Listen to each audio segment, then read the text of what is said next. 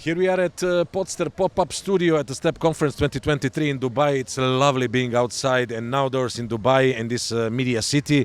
And this is what we do around the conferences around the world. We did it in Barcelona, we did it in Lisbon, we did it in Dubai so many times. And here we are in Singapore, and we are here today at the STEP Conference.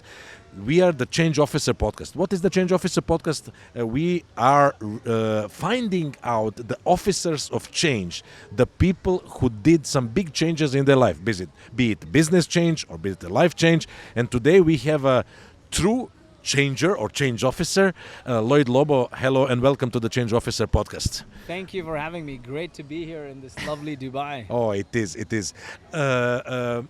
You are the true change officer. What I mean is you changed your life, you changed your business so many times. So what is the biggest change that you did in the past, let's say 1 year or 2 years? I think the biggest change is in the past year, I sold a majority stake in my company to a private equity firm. We had bootstrapped the company, so it did well. Immediately after that, I got COVID. I kept telling my wife for the longest time, we'll celebrate when the funding is done. And then what happens is we book a ticket to Bora Bora for everyone, but I get COVID. We all get COVID, and I land in the hospital.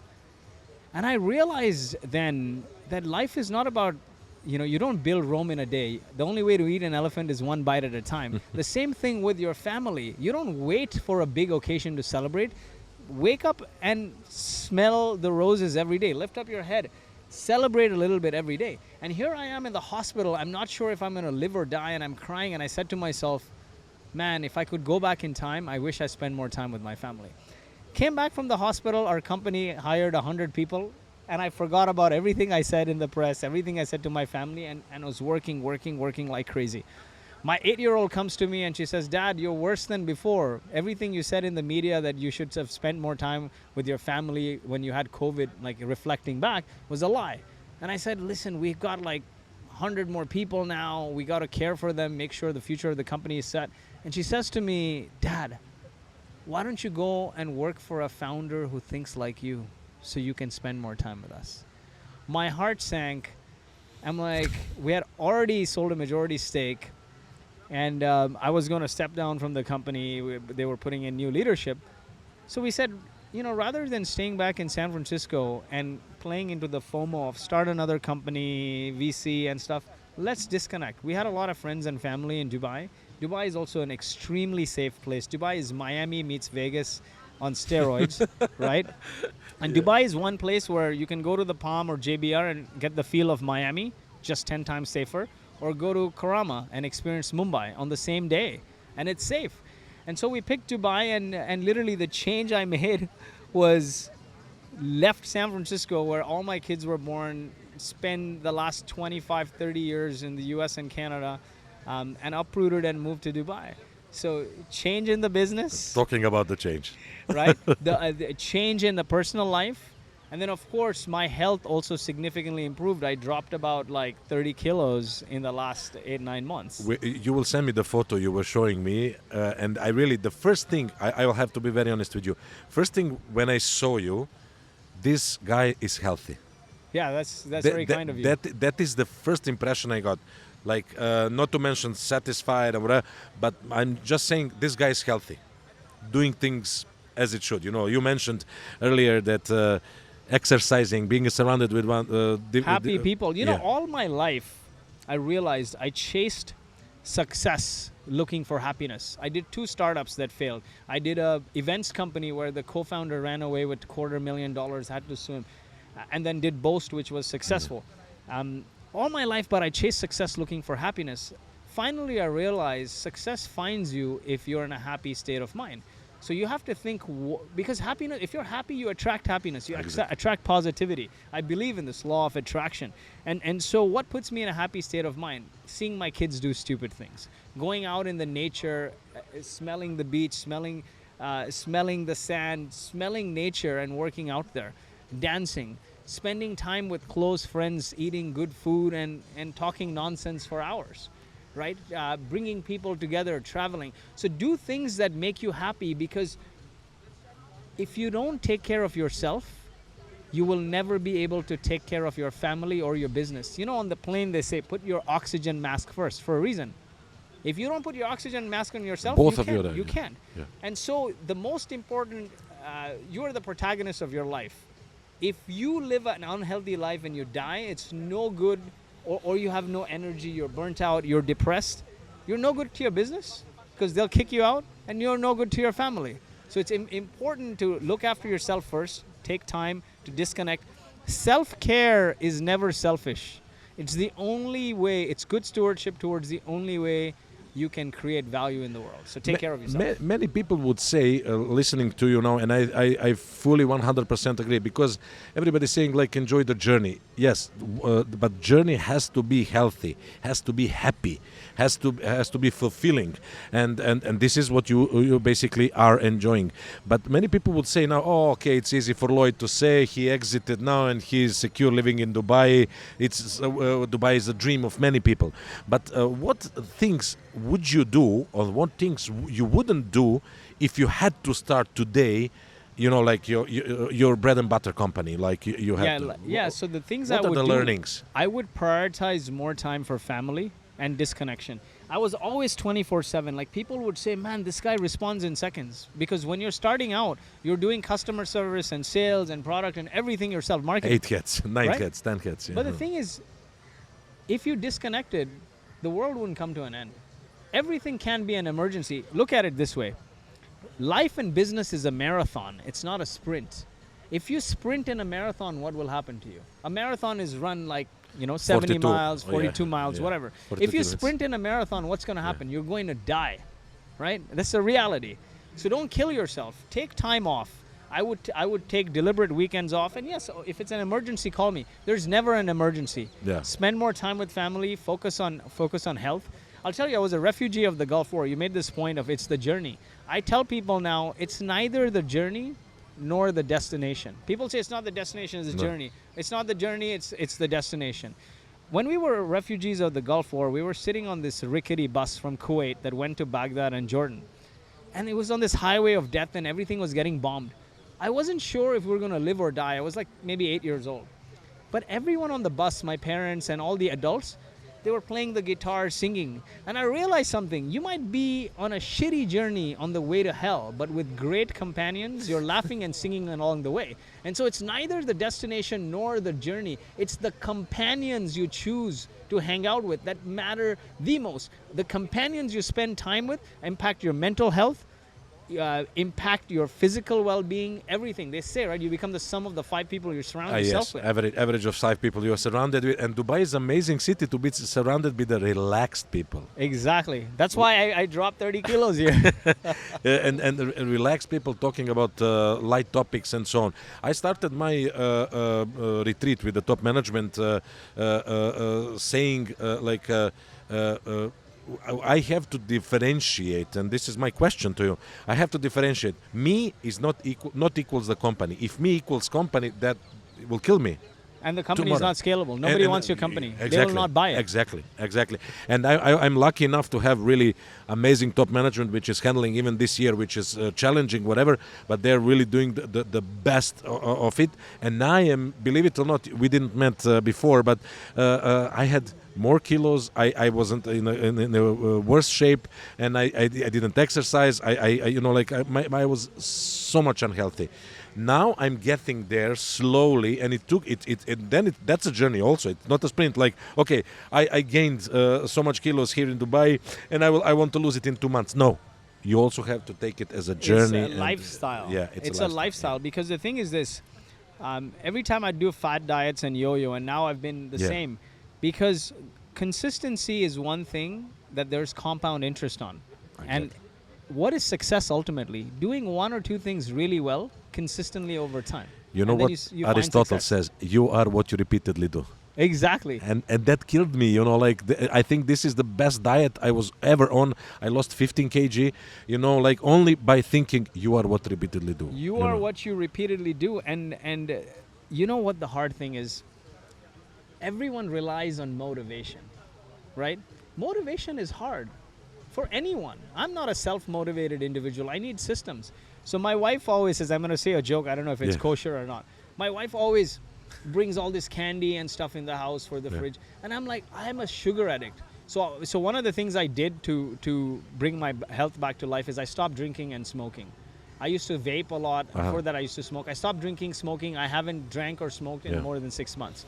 But sugar is an addiction that I can't give Oh. up. It's very hard for me. And so this fridge stocked with candy and everything I'm eating. So I'm like, listen, I don't have why do you bring this Self-control, stuff? yeah. And she's like, have self-control. I'm like, if you're trying to test my self-control, why don't you bring some strippers home and really test my self-control, right? But the reality And then is, she'd never bring the candy anymore. You know, and like she the never guys. bring the candy anymore. But the reality is, very few people have self-control. What you need is a system. Systems beat motivations all day long. So when I wake up to Eye of the Tiger. As soon as I wake up, I thank something good that happened in my life the previous day. Describe it. Like, gratitude creates a life of abundance, right? Like, because if you wake up angry, irritated, Yeah. I wake up, I'm like, you know what? I had dinner with XYZ. It was a good conversation. Or my kid did such and such. I thank, and then I play Eye of the Tiger and I bang out 50 push-ups. No matter what it is, the music plays, I have to. And then I'm like set for the day. It's a system, right? It's a system, and you have to create those systems. Those rituals are very important because not everyone is self-motivated, man. I am not. No, most of the people are not self-motivated, but processes and system. This is talking about processes and systems. The question was, what would you do differently, and what would you do the same if you had to start a company now? Let's say, again, somebody ran away with your exit money, Yeah. and now you have to start a company. What would you do the same? What would you do differently? As an advice to the founders of the company. So, startups are built in phases. And phase one is validation. Get 10 people. You have an idea, get 10 people to pay you to try it out. You're doing nothing else. Not building a website, not doing marketing. Get 10 people to pay you to try it out. Next phase is product market fit. What that means is expand those 10 people to 50 people, and they're engaged in your product. Your leading indicator of product market fit is engagement. I'm using the product every week, every other week. And the lagging indicator of product market fit is you have high retention. If you sign 50 people and 45 stay, and they're still paying you, you have product market fit. Next phase is product channel fit. At product market fit, you're still not doing 100 things. You're focused on driving engagement and driving retention. Next phase is product channel fit. You figure out one repeatable, scalable channel to acquire customers. It can be community. Boast built a nonprofit community called Traction. We got all our customers through there. Or it could be ads, or it could be sales. But focus on one thing. And then the last phase is scale. Meaning, now you figured out one kind of customer, they keep coming to your product to get one value, and they keep coming through one channel. There's great power in 1-1-1. One kind of customer, one kind of channel, getting one value. Now you're at scale, spend 75% of your time on putting fuel on that fire, on that one channel, and then 25% of the time test new things. Where founders fail is like, they reach a point of scale and they're like, now, on this 25%, I'm going to do 100 things. I raised this money, so I'm going to build a team in Europe. I'm going to also build a new product. I'm also going to try 5 marketing channels. And then you fail. When you had no money, you methodically got 10 customers. You methodically put them and expanded the product. You ran a cohort-based exercise. And then you figure out a channel. Now you have money, so you're spending everywhere. Don't do that. Again, go. If you want to go to a new market, you won't hire a big team there. You would test out. Maybe you start calling from here to see if there is potential there. Go through the same thing. Validation, product market fit, product channel fit, and scale. Or you want to add a new product. Figure out if there's a market for it. Validate it. Talk to 10 people or talk to existing customers. Get them to try it out. Then go full blown. What a lot of founders do is they don't focus. And focus is the hard thing. I've been a victim of this. One kind of customer, one kind of channel, one kind of value, starting with, and then expand. And the second thing is not taking care of myself personally. Like, burning out more than you should. Spend time with family. Create happiness in your life. If you create happiness, you will attract positive energy. I'll tell you a very personal story. I believe in this. So my wife's a very smart doctor at Stanford. She got into medical school without entrance exams. Her parents didn't want her to marry me. It's like, this guy's going to amount to nothing. And I only worked at startups, and a startup I was running product and growth at in 2008 shut down with the recession. So my wedding was called off. From 2008 till now, till the PE deal happened, I told my wife every week I will retire at 40. I don't know how, but I would tell her and she would laugh. One startup failed, two startups failed. She's a doctor, so she's paying the bills. Then I did an events company. The guy ran away with money. Then I did Boast. I kid you not, I said that retire at 40 so many times. The week of my 40th birthday, the PE term sheet happened. The week.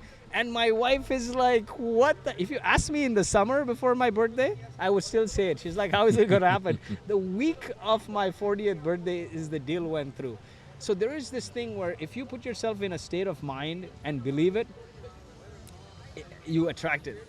It's not magic because obviously you keep saying it, you do actions It's to abundance. attract it. It's abundance. It's abundance. Gratitude brings abundance.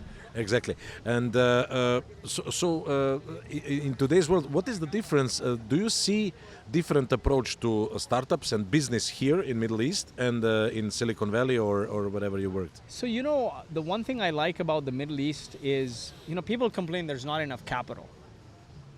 In Middle East? In the Middle East, not enough funding for startups. Yeah. Right? Not enough funding for startups. The Silicon Valley has an abundant funding of startups. But what happens is when you, more companies die of indigestion than starvation.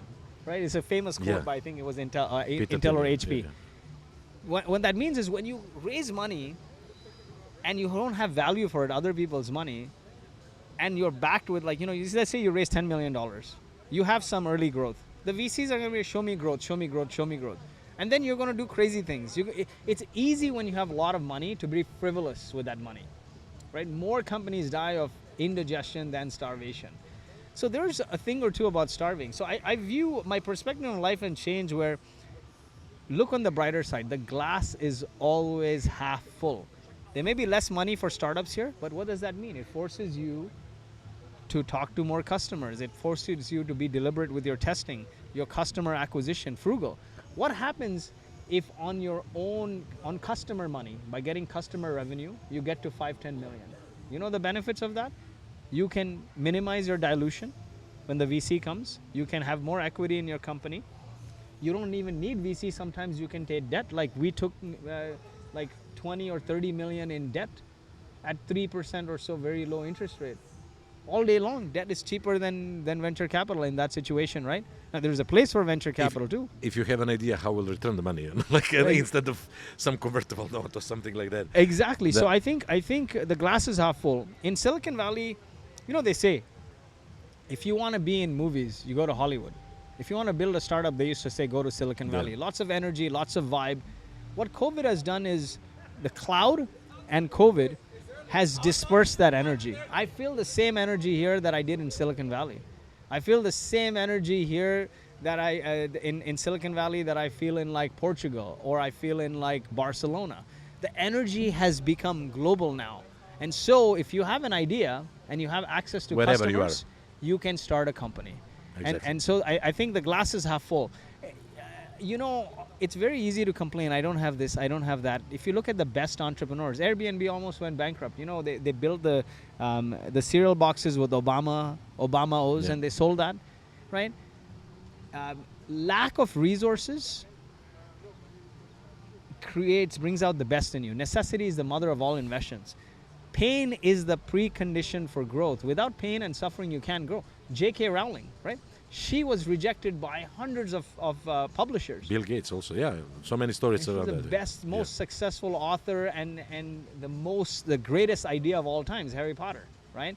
So I think you need a little bit of suffering, and when you have you start with a life of abundance, you can't appreciate that suffering. It's easy to be frivolous. There's a saying, I'm not sure who said it, but they say, tough times create tough people, right? Strong people. Strong people create good times. They say good times create weak people. Yeah, this saying is also something like that is said to be said by Sheikh Rashid Al Maktoum, the first ruler of Dubai.